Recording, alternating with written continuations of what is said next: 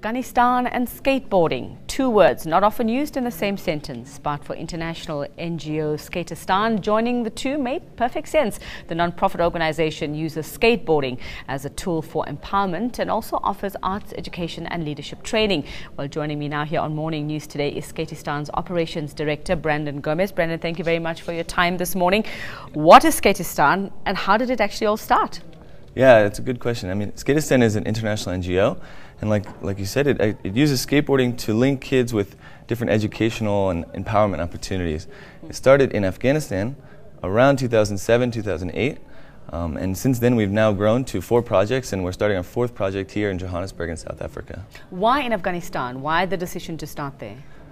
Well, there wasn't really a decision to start there. It started very organically. A gentleman by the name Oliver Perkovich, who's now the executive director and founder of the organization, he was there on his own, and he had his skateboard with him naturally as a skateboarder. And the kids saw him skateboarding in the streets of Afghanistan and thought it was really interesting. And from that, he saw an opportunity to use skateboarding to engage the kids there who didn't really have many other opportunities for activities or for play in Afghanistan. And we found it was a very good tool in Afghanistan, and we thought it was a good way to use skateboarding to engage these kids, so it's grown since then. Was there any resistance from authorities in Afghanistan? Did you have problems sort of taking this to the streets there? Surprisingly not. Surprisingly not. That's a really good question and something we ask a lot, but overall it's been very positive. People of Afghanistan they want to move forward, they're looking for new opportunities, and we're primarily engaged with the youth there, and the youth are very open-minded in Afghanistan, and in a place like Kabul we found it actually a very effective way to engage with the youth there. Now you've since gone on to Cambodia, you're here in South Africa as well. Why South Africa? Where are you targeting? What are you doing here? We're using skateboarding the same way here in Johannesburg that we've used it in Afghanistan and Cambodia. Cambodia was our first springboard out of Afghanistan and our first testing grounds to see if it could work somewhere else. And we found it to be very effective there as well. And we're using skateboarding the same way we use it in our other projects to tackle very similar issues that many of the youth here in Johannesburg are facing as well. Things, gender discrimination, education, lack of educational opportunities, employment opportunities, many similar problems. So you're offering things, like we said, leadership training, arts and education. How are you combining all of this? I mean, how do you get the kids off the skateboard and then into something that's a little bit more academic? Well, the idea is that we actually have a facility that we use, and in Afghanistan and Cambodia, all 3 projects that we have very nice facilities there, where we have classrooms where the kids can actually go into the classroom and engage in these activities.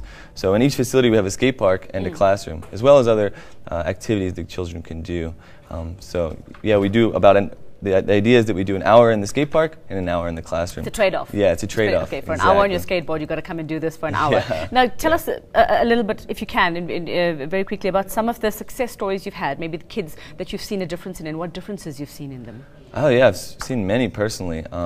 I mean, it can make a really big difference in their lives, I think, especially through the education and the employment opportunities that Skateistan can eventually offer.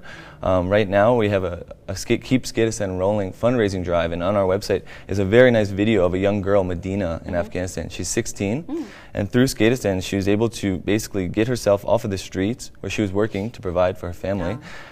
She's had opportunities to travel to South America for a conference recently, and now she's working full-time in Skateistan as a teacher and instructor and providing for her family, and she no longer has to work on the streets. And we've seen this time and time again in Afghanistan and Cambodia, and hopefully here in South Africa in the near future. Now, I believe you are building a vert ramp. I have no idea what a vert ramp is, but you are building one on a rooftop in the Joburg CBD. Yeah, it's directly next to the Home Affairs building, which is kind of interesting. So the people in Home Affairs will have something to look at when they're working. Or those waiting in the queues. Yeah, exactly. It's a half pipe. It's not quite a vert ramp. A vert ramp is much bigger, but it's a small half pipe.